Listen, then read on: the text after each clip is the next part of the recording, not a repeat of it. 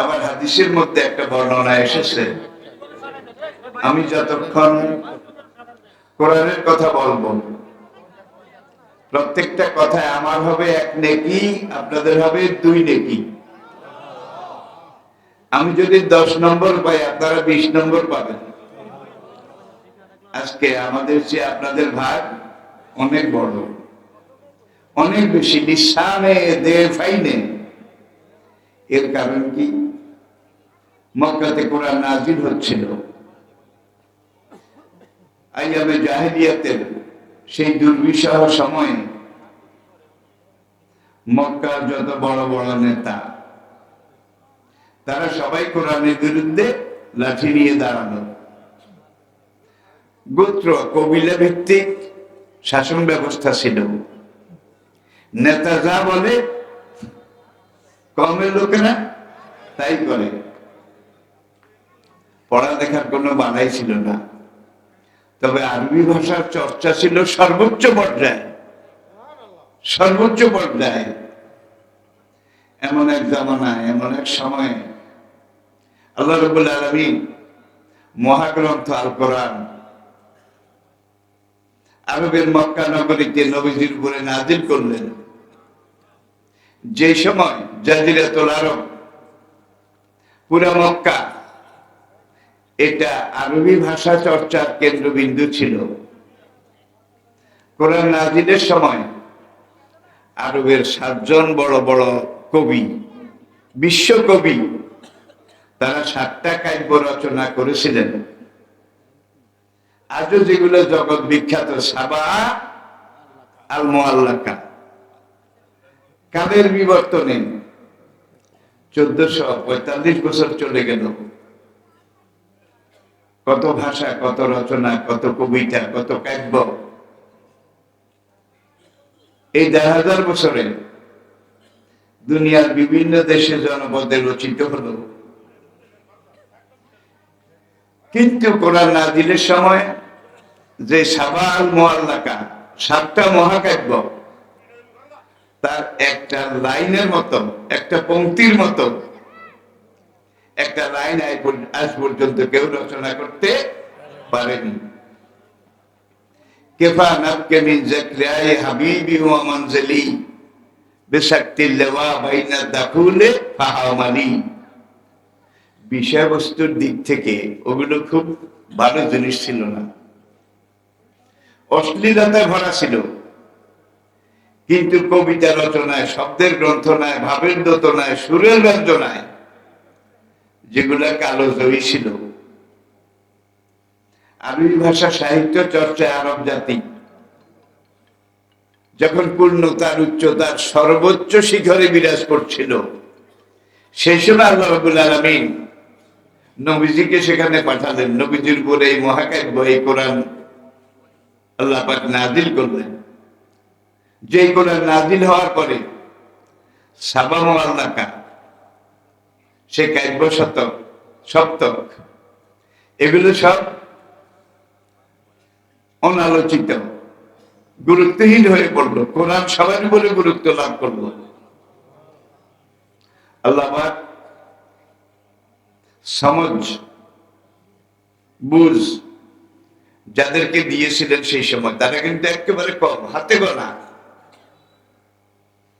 তারা কোরআনের ডাকে সাড়া দিয়েছিলেন। Abu Jahl, Utba, Walid, Rabia, মুগীরা, সায়বা, Umayya, এরা মক্কার সেই সময়ের বড় বড় কুরাইশ নেতা, অন্যান্য গোত্রপতি, তারা সবাই কোরআনের বিরুদ্ধে লাঠি নিয়ে, পাথর নিয়ে ব্যারিকেড সৃষ্টি করলো বাধা দেওয়ার জন্য।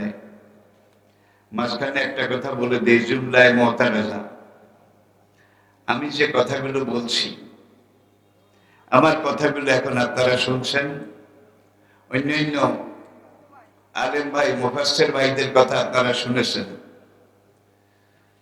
আপনারা এখানে সংখ্যায় আর কত হবেন? কি না 1000 হবেন, কম বেশি। কিন্তু এই যে ক্যামেরাগুলো, এগুলোর সুবাদে আপনাদের এই মাহফিলটা পুরো দুনিয়াতে প্রচার হবে, পুরো দুনিয়ার মানুষ এই মাহফিলটা শুনতে পাবে, পাচ্ছে। আধুনিক বিজ্ঞান আমাদেরকে অনেক কিছু দিয়েছে, যার মধ্যে খারাপ বেশি, আবার ভালো আছে, ভালো আছে। আমি কথাটা আবার বলছি, দুনিয়ার যত দেশে যাই, যত দেশে গিয়েছি, মনে হয় যেন আমি বাংলাদেশে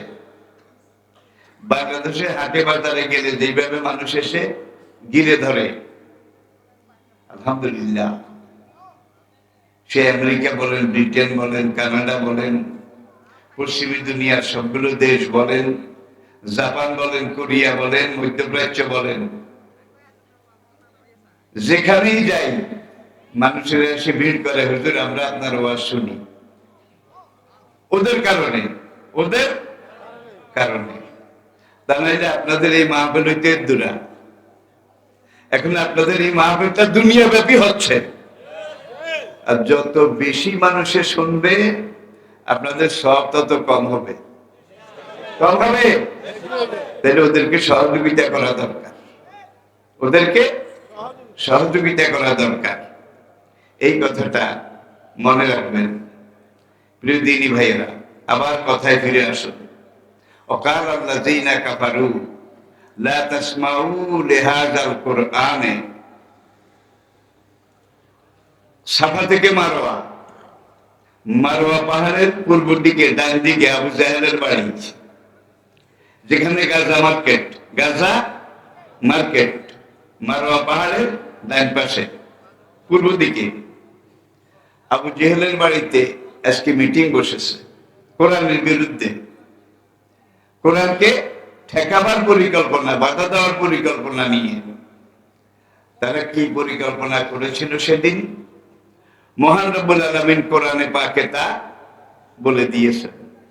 পরিকল্পনাটা বলবো, وقال الذين كفروا لا تسمعوا لهذا القرآن। খবরদার মোহাম্মদ জাদুকর, বলুন নাউজুবিল্লাহ। মোহাম্মদ পাগল, মোহাম্মদ মিথ্যাবাদী, মোহাম্মদের কথা তোমরা শুনবে না। মোহাম্মদ রাতে বানায়, দিনে শোনায়। আচ্ছা ভাই, একটা লোক 40 বছর পর্যন্ত তার মধ্যে কোন কবি, কাব্য এগুলোর নাম গন্ধ ছিল না। 40 বছর বয়সে ঘুম থেকে উঠে হঠাৎ কবি হয়ে গেছে নাকি? এটাও কি সম্ভব? নজরুলকে আমরা চিনি, ব্রিটিশ ভারতের, পাকিস্তানের 3 যুগ, 3টা ডাইনেস্টি।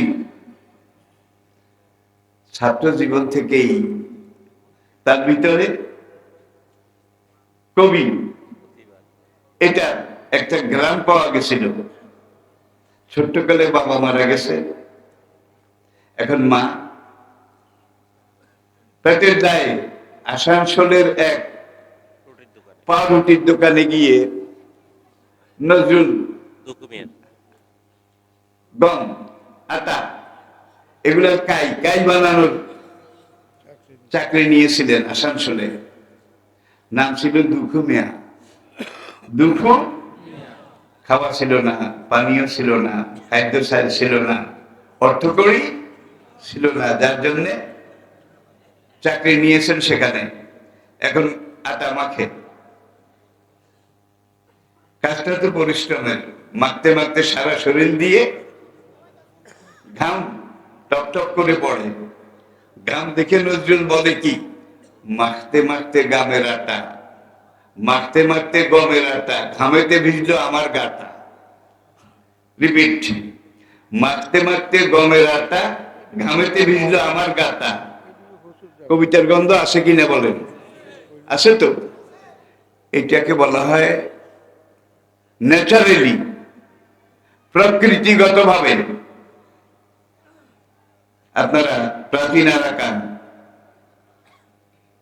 আল্লাহর থেকে শুরু করেন, মালে মোহাম্মদ থেকে শুরু করেন, মাগুন ঠাকুর থেকে শুরু করেন, প্রাচীন বাংলা এই ভাষায় কাব্য কবিতা নজরুল রবীন্দ্রনাথের অনেক আগে আরাকান, আর আরাকানের রাজসভা, সেখানে কবিরা কবিয়ালরা বাংলা ভাষায় কবিতা রচনা করে বাদশাকে, মন্ত্রী পরিষদকে, উপস্থিত জনগণকে শোনাতো।